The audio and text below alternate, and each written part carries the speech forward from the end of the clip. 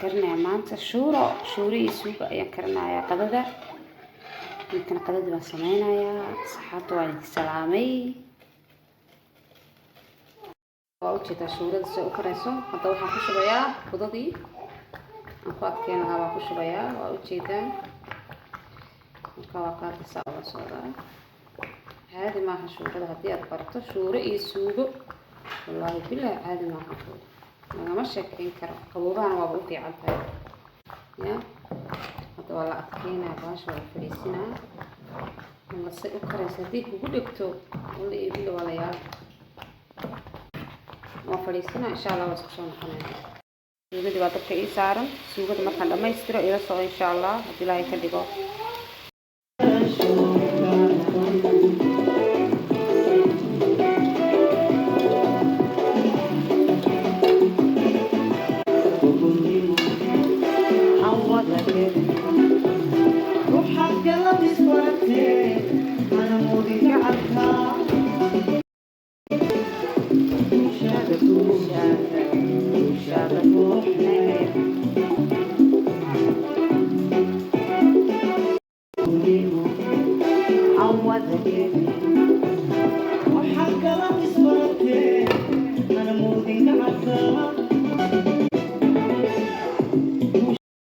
wataa suugadii shuuradina wataas.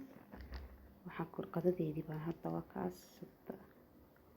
shuurada iyo suuga qurux badan. shuuradina waa taas ya. waa la yaabay. qadayar qurux badan baa samaystay